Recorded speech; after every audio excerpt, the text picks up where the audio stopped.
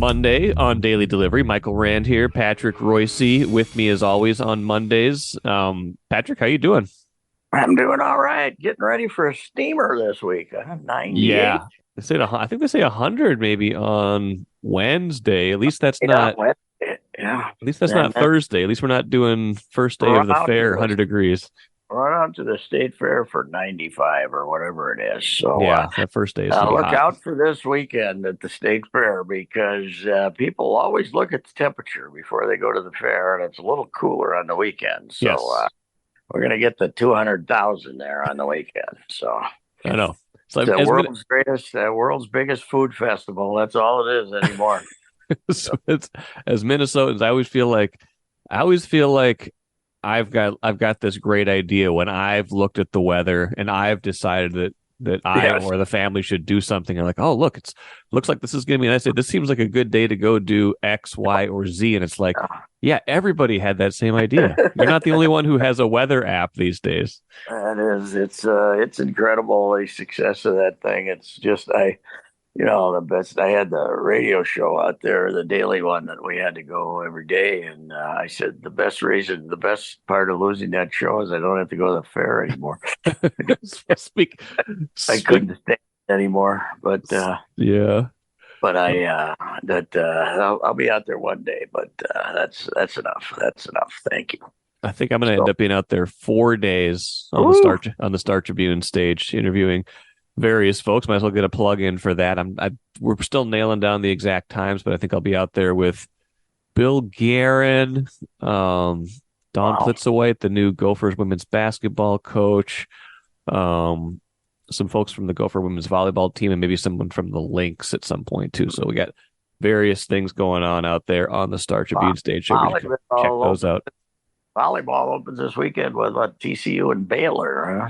Yes, that's Friday's the opener. I think Jeff Day they will be don't my guest. Jeff Day will be my guest on tomorrow's show talking volleyball. So there you go. exactly play the chumps like the rest of our teams. No. Like that's not exactly like looking at the men's basketball schedule. When you look at the non-conference for volleyball, it's unbelievable who they Yeah. play. And Yeah. this guy just picked right up where they left off, and just they play the great teams, and then they go play in the volleyball is the best conference that the Big Ten has as far as Yes. concerned. So, and now you're adding Southern Cal and UCLA. Whew, Yes. Pretty okay. good. Anyway, Pretty all good.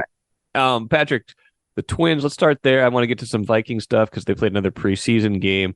Some Anthony Edwards stuff that was interesting from Team USA play, and maybe a couple other things towards the end of the show as well. The Twins, though, I think we talked. I think it was last week that we made a lot of fun of Dallas Keuchel and his terrible start against the Phillies, and then of course he just goes and throws six perfect innings and Six and a gives third. At six and a six third perfect. Yeah, innings, I didn't turn it on until the fifth inning. I said, "What? yeah, What? right. Pittsburgh, come on, this is an embarrassment." But he had Laz Diaz behind the plate, and Laz kind of gave him that 2 inches on the outside corner a few times that I watched, and that helped. I said Laz is a confidently lousy umpire, yeah, I mean it's incredible. That's what makes baseball a fantastic game that it is. You play 162. You solidify firm opinions that this guy should never. What is he doing starting? Right. You got Joe Ryan in St. Paul. You got Bartlett in St. Paul. What are you sending this poor guy out there for? And he just dazzles them for Right. after being as bad as it could possibly be. And Maeda had a start like that this year. That was 90 pitches and 4 innings. It was awful. Walked everybody. No, he didn't even get four. It was 3 innings. And then he had about five in a row before he pitched a rotten game the other day. But I mean, you don't know. And I think probably maybe with junk ballers too. Guys who don't throw hard. Maeda and Keuchel throws softer than Maeda, but I mean a Yeah. lot of breaking balls and sliders. But 92-mile-an-hour fastball with Keuchel, it's 88. So it's now it's amazing I really do think that they're probably just to rest everybody up. They'll end up going to the 6-man rotation in September if it looks like they got this thing in good shape. If they're 5 or 6 ahead, that'll give like Gray's got a lot of innings on him, Over's got a lot of innings on him, and Lopez has got a lot of innings on him. So I think they'll probably give everybody a little extra rest down the stretch if they can, and it looks like they probably can the way the division's going now. Cleveland's losing 4 out of every 6. So yeah, they're I don't know, Mike. They struck out 16 times in a row, 16 times in back-to-back games, and they won them both. Yeah. Yeah. Well, yeah. And now they got beat on. Excuse They me. got beat Saturday. Yeah. 16 strikeouts. They're now. I look. They're averaging 10.3, and I think they will shatter the all-time record. Yeah, they sure might, and probably make the playoffs. I mean, they're 6 games up now on Cleveland. I think the team they're probably glad for 2 reasons. They don't have to play more this year is Detroit, because Detroit's actually playing pretty well, and they're only 7.5 back now. I don't know if that's not like neither of those are really teams to watch, I don't think, because there's only 37 games left in the season. And the Twins are, for all that we've made fun of them this year, they're 20-14, I believe now, since the All-Star break. They're playing not consistently well, but they're playing better more often, winning more often than, of course, they were in the first half I shouldn't say first half around you, before the All-Star break. They're playing better than they were before the All-Star break. And it's just, the division's so bad, like we've talked about. It kind of seems inevitable. So it is interesting to think about maybe a 6-man rotation, but also to think about, making the playoffs when you strike out this much. Even if it's not a badge of shame anymore, it's just amazing to watch their approach and to see it work enough to be a postseason team. And the other day, our guy Joey goes 4 for 4 and hits 2 home runs, and my immediate reaction is, well, we're stuck with him for a couple more. Right? He's basically every time he's batted since he had that day.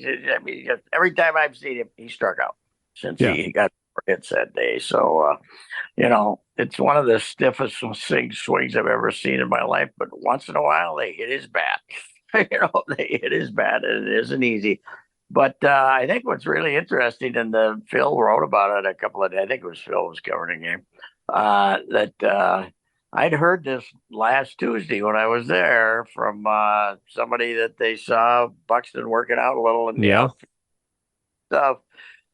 And I'd heard that they're coming up with kind of a new strategy, and that's going to be we can't, we got to open. We can't have you be the everyday DH. We're going to have to try to get you some, you can DH some and you can pull, but we got to get you in the outfield some too. So it sounds like, maybe an every other day thing, him and Taylor or something out in center field. And when they get the extra player in September, but pretty much, I got the impression that Rocco was telling us that they didn't want him back till September 1st, even though he probably can play now, but they're not rushing him back because they just know that what they've been doing with him as DH hasn't worked. So he could end up playing some center field, and it would be stupid, don't you think, to put him in a corner though?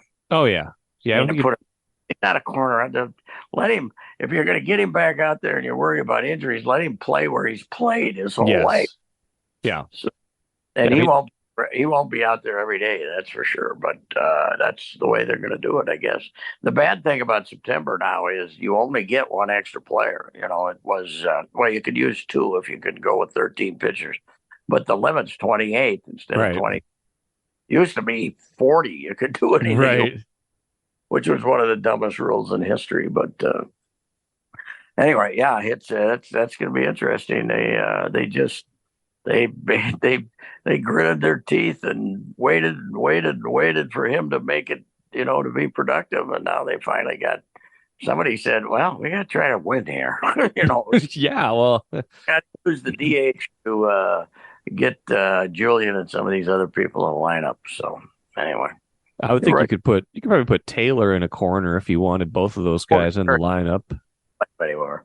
But the reason you want Taylor in the lineup is he's so dang good in center field. He Right. might be Buxton is now, because if he's healthy, he's a hell of a center fielder. So, that, and he's certainly not a bat you want in the lineup. So, No, but he's run into enough this year. I mean, he might get 20 homers this year. He's not a complete liability at the plate at least. So if you wanted, say if there's a lefty, you could play Buxton in center and Taylor in right or left and Kepler too or yeah, somebody else. That wouldn't be the worst idea.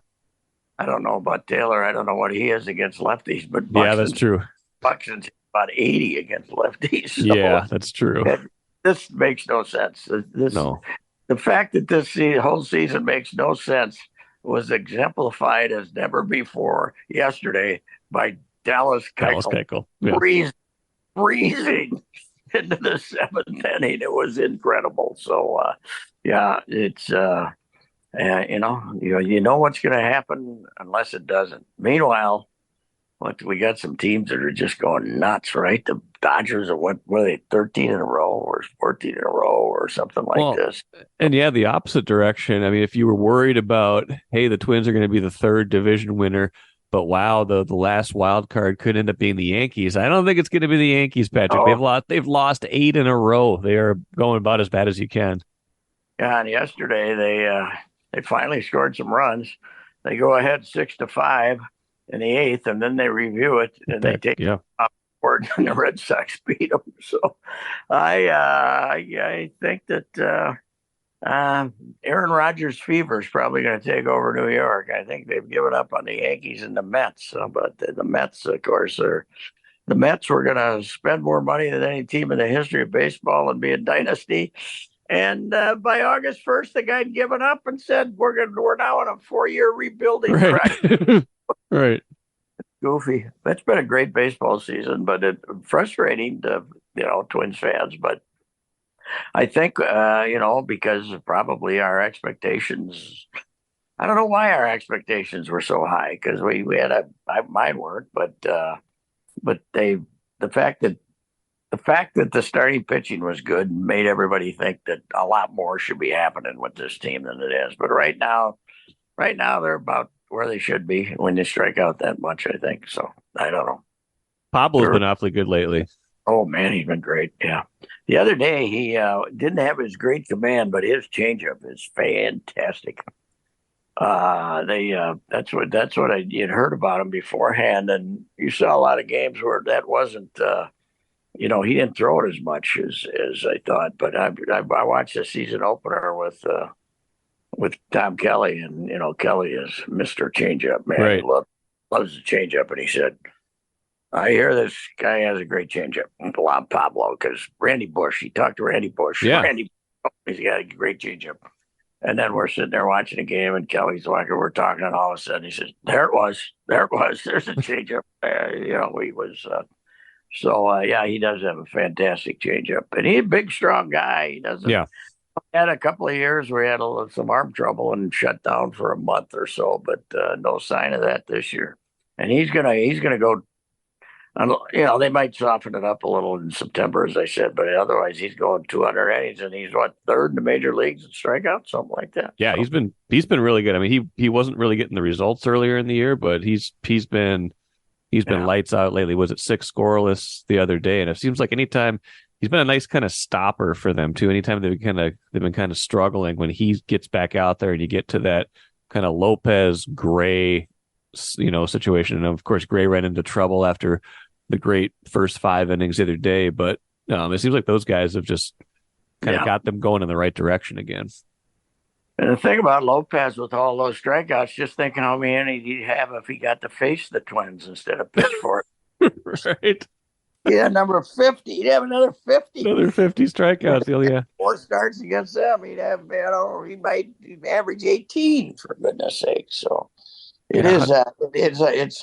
it's hard for us old timers to wrap our rounds or put our arms around the fact that they can strike out 15 times and nobody's properly embarrassed, So anyway, he hasn't given up a run in his last 3 starts. He's his last 5 games he's given up 3 runs total. I want to see what the last run he gave up in this when it was, what his scoreless streak is, because the last game he played, it was the last one before that was he gave up a run in the 6th, so the streak is 19 innings, but that's still awfully good for Pablo. And yeah, 187 strikeouts and 153 and 2/3 innings this year.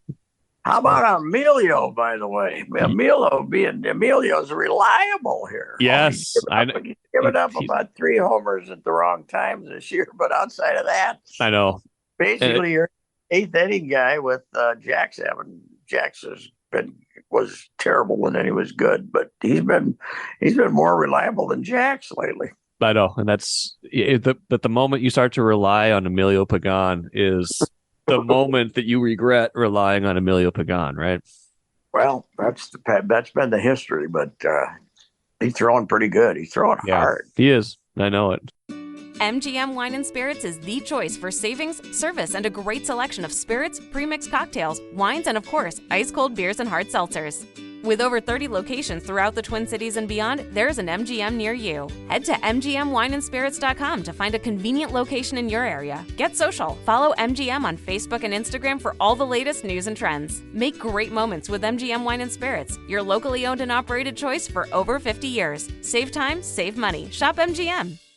Patrick, I don't know how much of the Vikings preseason game you watched on Saturday. Hopefully none or only a little bit of it, but you probably didn't have to watch it to catch the overall narrative that the backups did not look great. The offensive line, the plan this year with the starting 5 seems to be okay, although I still don't love the interior of the line because they haven't really done any upgrading there, but the tackles are good. As long as everybody stays healthy on the offensive line, they'll be fine. But man, that second unit, Oli Udo and some of those other guys, they got absolutely worked by Tennessee the other day. That was not a good result, and they're 0-2 in the preseason, and just kind of a big gap again between the first 22 and the last 30 so on the roster. Yeah, and they were pretty healthy last year, and they're not going to get anybody hurt in the preseason because they won't play anybody. But only in the joint practices.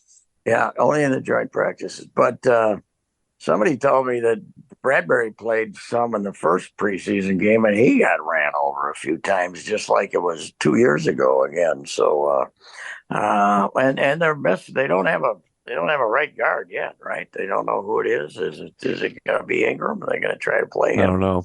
Yeah. They don't have the offensive line is and the one thing is O'Neal, they need him for the season opener. So when they lost him last year, that made a lot of difference. Yes. But they they've spent a lot of draft power on trying to put together an offensive line, and if it turns out to be mediocre again, that would not be good. Everybody's going for that big brute in the middle who can run through a center, aren't they? Now that's the big deal. That's kind of Tomlinson might have been bigger loss than some of us thought about, because that guy in the middle that those guys have become extremely valuable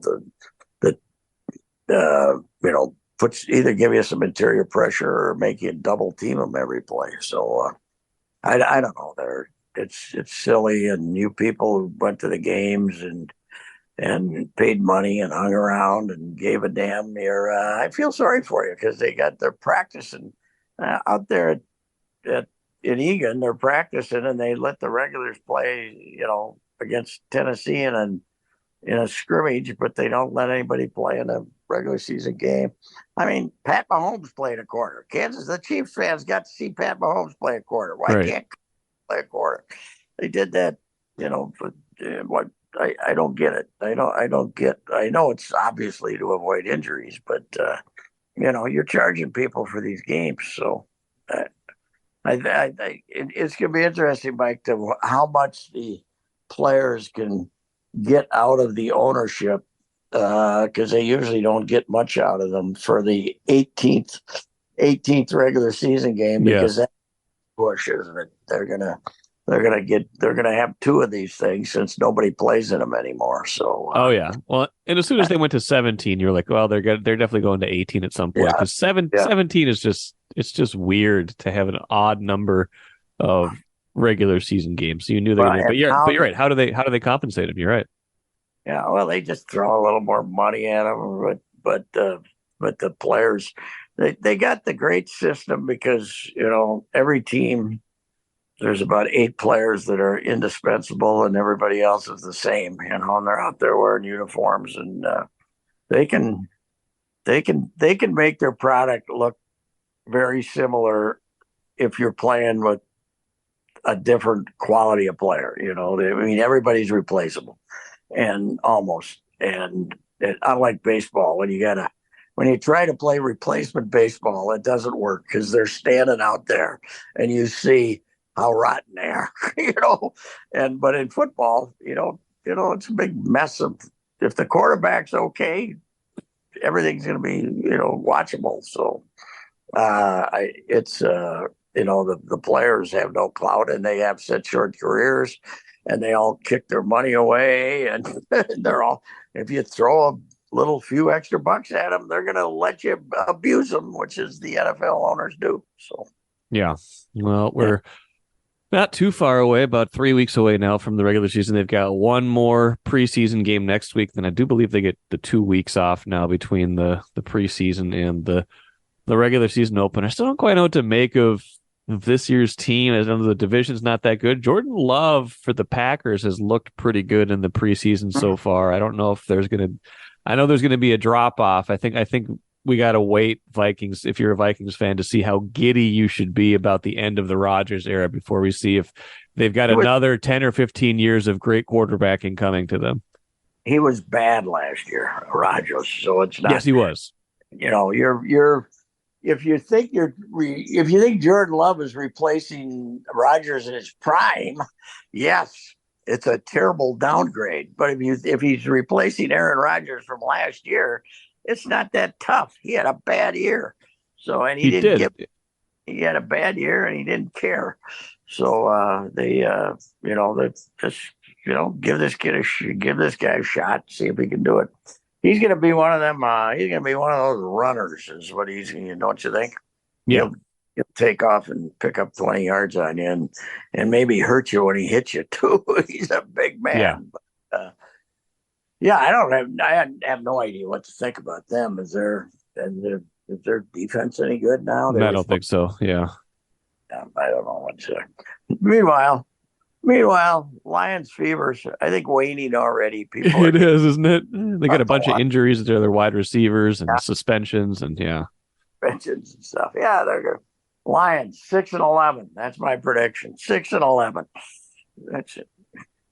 Patrick, a couple more things before we get out of here. One, a quote from Team USA head coach, basketball coach Steve Kerr, caught my attention when I was kind of prepping yesterday for the show. The U.S. finishing up World Cup exhibition play with a 5-0 record. They beat Germany 99-91. Sunday had to come back down double digits in the second half.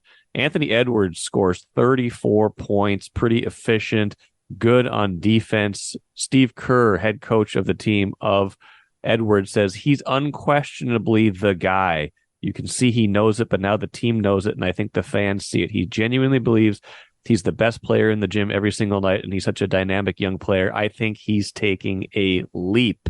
Now, Steve Kerr is the head coach of Team USA. He has, there's reasons he would say something like that, even if he isn't fully invested in that statement. But it sounded sincere, and I think Edwards is the guy. What do you think of someone like Steve Kerr saying something like that about Ant?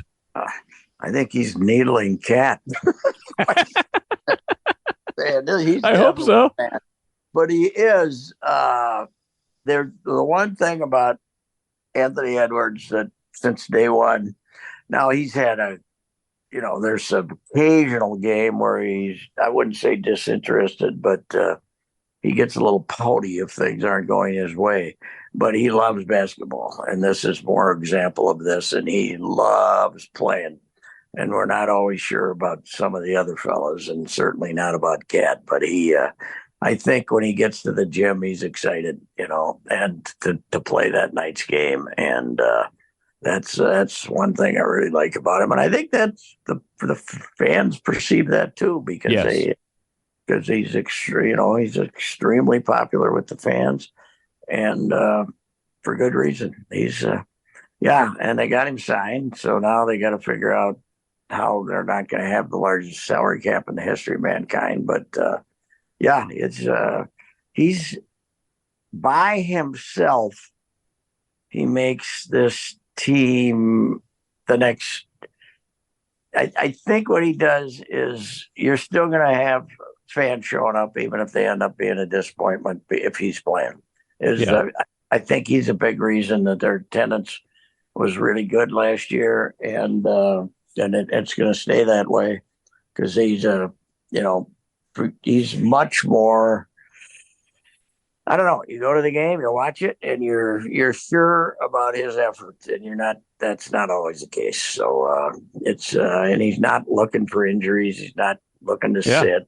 Well, he grouses when other people take rest days. He says, I don't like that. I don't like that idea. I like that about him. No, I do too. And I hope we don't get the genius club now that decides that they got to give him rest days because, he's young. But yeah, he's, as athletes go in town here, it's hard for the Timberwolves to ever have the most popular athlete in town. But he's certainly in the top 2 or 3, isn't he? Him and Jefferson, Kaprizov. I mean, it's kind of your big 3 right now. Yeah, I guess so. Although Kaprizov disappearing in the playoffs last year didn't help, but that's probably it right now. That's right. Twins are. I think the Twins are still looking here. For the fans, want to love Royce Lewis, but he's not that quality of a player. I don't think so. Yeah, he's going to be very good, but I don't know if he's going to be that guy. Buxton has had enough chances to be that guy. I don't think he's going to be that guy. No, they don't. They're not. Johan Duran, when he was invincible, is close to that. So anyway, but yeah, Edwards might be the number 1 guy in town. So that's Jefferson probably. So we haven't paid Jefferson yet, right? No, we have not. We keep thinking that's yet to come, but it's getting deep into the off season now. Now again, they don't have to do anything right now, so that can wait. But I don't think that's a guy you want to mess around with, and I don't think they've made every indication that they don't. They feel that's the same thing. But I don't know. You'd like to just get that done, wouldn't you? Yeah, and he has the same. You have the same perception watching him as you do Edwards. Yes, that really cares. So that's those guys that really care are the guys you want. Exactly. And he made Kirk Cousins, a mediocre quarterback, look pretty good the last couple of years. Patrick, before we go, I liked your Augsburg MIAC column the other day. I remember covering Darren Lamker when he was coaching Osseo back in my high school sports editor days. He really turned that program around. I wasn't still doing it when he took the Osseo to the title in 2015. But I'm not surprised that he's done that at Augsburg now, that he's got that thing going. He was a great quarterback there. But yeah, that'd be pretty cool if they could become that perennial kind of third challenger, and really, it would just be nice for the league and for that school, for the city, for everything. If that was a program that was consistently good. We have other schools in the city, Hamlin. The city, Gallister, St. Thomas, but this is an urban school. Yes, this is a city. This is the only city school, really. The rest of them are in leafy neighborhoods or places like this. You got 2 choices when you take a left to go. You go to campus, or you go down back on the freeway. It's right. And it's just sitting there right in the city school, and 70% of the kids on his roster are minority, and that is not the MIAC that we all know. So it's going to be really interesting. They got some athletes though, and I talked to the quarterback, the 5'9" kid Brennan from from Rochester Mayo, and they you can see that they think they're going to win some games. They were 6-4 last year, and it's probably them or Gustavus to become the one that can challenge St. John's and Bethel, right? But so far, the system that they've set up, which is really stupid, this division system, has just been, okay, St. John's and Bethel are playing here in September, but it doesn't make any difference because they're going to be playing each other at the end of the season in the last week to decide who goes. So they got a stupid system. But yeah, well, it's easy to root for Augsburg. I always, have a soft spot for them too, because it's city school, and they got people. They're like, they're kind of like a St. John's too, and the fact that they've had people when they get over there, they coach them for like 50 years. Yeah, right. Nelson was, he was there forever, and the Swenson, the wrestling, they got the whole wrestling thing going over there. So he's now the AD, and they're not flowing with money. They got 27 players on the team loading FedEx trucks at night and then coming to practice the next day, so to help pay for their schooling. So they're easy to root for, and I think they got some great athletes. So we'll see. Has the MIAC recalibrated itself since they lost St. Thomas? I mean, you talk about the divisions and how that doesn't make sense, but otherwise, how do you feel like they're surviving, adjusting without them? A terrible blunder by putting St. Scholastic in the league. They're just, it's Duluth. Okay, well, nobody in Duluth cares about St. Scholastica, and they're up there on the hill, and they have terrible facilities, and they don't have any money, and there's nothing they can do about it. And they play their football games in dilapidated, ancient Ed Wade Stadium. It was a bad idea. They wanted an even number. St. Scholastic even trying to get in, but they don't belong in the league. And that's hurt them a lot. I mean, I've just, I don't have anything against St. Scholastica, but they don't belong in the league. They're not, they don't have the funds. They don't have facilities. They don't have, they don't have a student body. I tell you, Mike, the biggest problem to the league is the same problem in higher education, private higher education everywhere. They're, everybody's fighting enrollment, man. Yeah. I think now this is but I think the tech industry is hurting traditional private education, because you can go to a Voc school for 2 years and pay about 1/8 of the money and walk into some job, in the tech industry. You don't need the college degree that you used to have now. For a lot of jobs, yeah, you're right. You're right. Kind of depends on what kind of education you want, but if you have a specific thing you want to do, you're right. And I've seen the enrollment with a lot of places like that. We've know a lot of people in higher education. It's very competitive right now. It's a very crowded landscape right now. Yeah, it is. But I always like going to MIC games, and I'll see the Augies once or twice this year, and it's good luck to them. You need some unpredictability, and they haven't had any of that lately. So maybe Augsburg can do that. One thing you don't have to worry about is Lamker's lack of confidence. That's no, for sure. You don't. You don't. He's a fired up guy. He's a fired up guy with a daughter who's a very good basketball player at St. Thomas. Okay, I didn't know that. And his wife, of course, is Amy Bott, who was a great player at St. Thomas. Oh, So I don't think I knew that. So anyway, go watch the Augies. They're a nice underdog story. They've already won 2 conference titles since joining the league in 1924. One in 28, and they've won one more than St. Mary's, by the way, which dropped football in 1955. Well, maybe I'll go. Maybe I'll go watch a game with you this year. We're only a couple miles from their campus where I live, so that would be a fun Saturday afternoon. Well, Patrick, good stuff. Only 1 week ago, I was bad mouthing Dallas Keuchel, and now I know, and here we are now. He was. It would have been even better if he would have finished off a perfect game or something like that. But six in the third perfect innings was a pretty good antidote for this guy doesn't belong in baseball. I don't know why they're throwing him. So. Yeah. He should be out playing in the state am. Right. And here we go. All right. All right, Patrick. Appreciate it. We'll see you later. Bye-bye.